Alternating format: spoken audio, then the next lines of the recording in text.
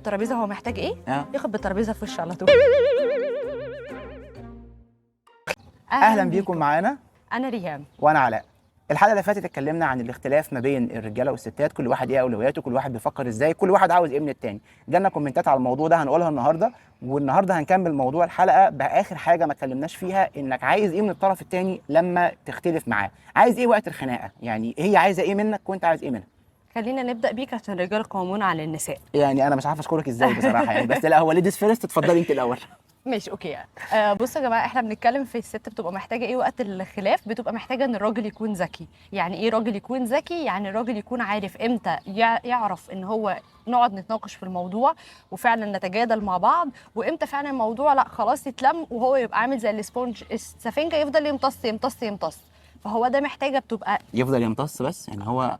ايوه عشان الستات ما بتغلطش. هو الستات بتغلط؟ الستات ما بتغلطش كمان؟ ايوه اتقي الله. انتوا سامعين يا جماعه؟ ايوه الستات ما بتغلطش، فانت محتاج ان انت فمحتاج ان ربنا انت سامعك على فكره. خلاص. ايه ده يا شيخ؟ ايه اللي بتعمل ايه ده يا شيخ؟ ايه يا شيخ ده؟ ايه؟ يخرب بيت سنينك. ماشي. فانت هتكون محتاج ان انت فعلا تبقى عارف امتى تدير الموضوع، فعلا امتى تسكت، امتى تتكلم، امتى الموضوع يبقى بالنسبه لك لازم نقعد نتناقش فيه، امتى ان انت تقعد تقول حاضر وطيب وخلاص وانا غلطان وانا اسف، عشان انت فعلا بتبقى غلطان ومحتاج ان انت تعتذر. ماشي.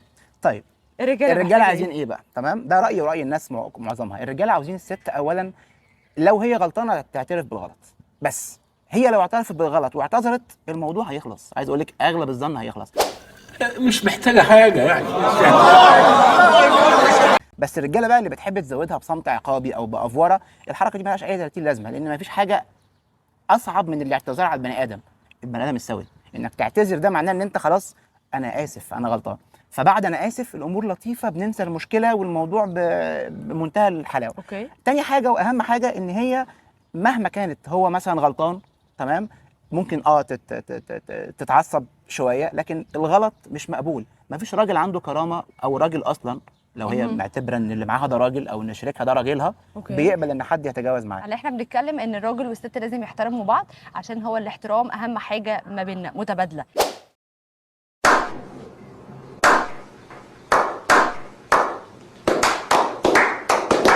بالذات في وقت الخلاف. الاحترام عشان ما بيتنسيش حقيقي. يعني ممكن احترمك طول الوقت واجي في الخناقه طبعا شكرا، كل اللي راح. وفي نفس الوقت هقول لك على حاجه، خلي بالك ان الست لو ما احترمتش الراجل مع الوقت هو بينزل من نظرها اصلا. بالزبط. لان الست ما بتحبش الراجل الضعيف، مفيش حد بيحب الراجل الضعيف، مفيش حد بيحب الراجل اللي بيتشتم اللي بيتهان، مفيش بالزبط. حد بيحب حتى كده لو غلطان. بالظبط. يعني لو انت جوزك او شريك حياتك او خطيبك غلطان، عمره لو هو انسان سوي او سليم او ينفع يبقى راجلك هيقبل ان هو يتغلط فيه منك ويسكت. فالحته دي بلاش، هتخسري حقك حتى لو انت صاحبه حق.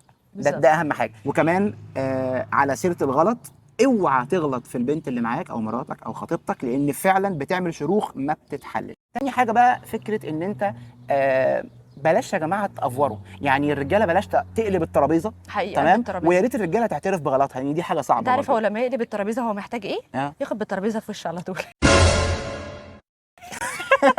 بنقول احترام. نصيحه انك ما تقلبش الترابيزه بدل ما اوكي ضحكتيني بجد. طيب فدي حاجه، ما تقلبش الترابيزه. ثانيا الستات بتفهم وبتشم على ظهر ايديها وبتعرف انك كذاب او ان انت مش كذاب مهما كنت شاطر. ينفع تبقى كبير وكذاب مش عيب؟ ينفع تبقى راجل اصلا وكذاب؟ عيب. دي حاجه مهمه. تاني حاجه لو هي عرفت انك كذاب ولقيتك بتكذب وبتقلب بتنزل من نظرها، عارف كانك انت اتغلبت 5-0 في 5 دقائق. الموضوع ده الرجاله لو بطلت تعمله نص المشاكل هتخلص. بطل تعند وبطل تكذب، هي بتفهم. لو غلطان اعتذارك اهون واشيك واحلى من انك تطلع كذاب.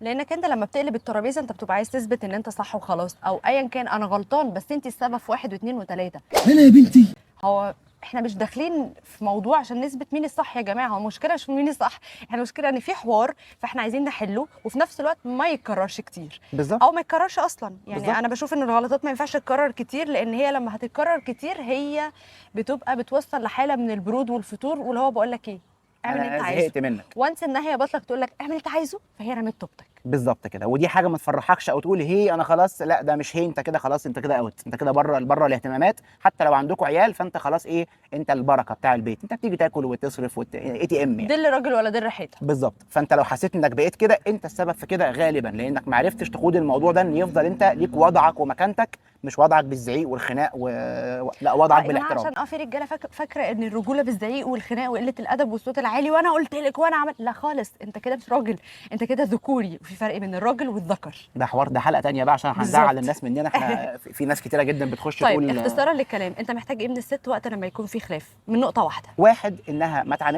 ما تعاندش لو غلطانه. انا ما عنديش مانع ابدا انك تعتذري وانا هبقى كويس وسامح وانسى الموضوع خالص، لكن تعنديني تعتبريني غبي ده ودي هي نفس المشكله برضو، بس هي ما بتعتبركش غبي، هي انت بتنزل من نظرها ده كذاب. طيب. والكذاب عند الست بصراحه الشراب بالنايلون افيد منه. اللي انا بتكلم فيه حاجه تانية، ان انا فعلا هبقى محتاجاه ان هو يبقى ذكي. تمام، ذكي عشان يعرف يتعامل، لان الانسان الغبي ده انسان بشع ما ينفعش نتعامل معاه. وان هو يبقى صادق، طبعا احنا مش هو الصدق دي حاجه طبيعيه يعني، عشان الصدق بيودي للجنه يا جماعه يعني، احنا عايزين ندخل الجنه. صحيح. حاجه تانية بقى عايزه اقولها للطرفين الاثنين، عارفين ايه اهم حاجه وقت المشكله؟ ما تدخلوش طرف ثالث ما بينكم. عارفين ليه؟ برافو عليكي. عشان الموضوع هيدخل بقى في حته الكرامه.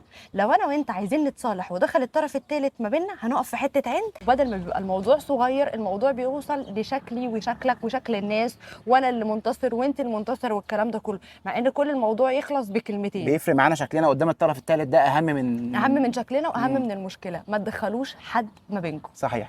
الناس كلها تقريبا عايزه نفس الحاجات. الناس وقت الزعل يبقوا بس يستوعبوا ان يعترف بالغلط، بعد الاعتذار كل شيء بيبقى سهل جدا. يا ريت ما تكدبش على الطرف الثاني، ما تعاندش.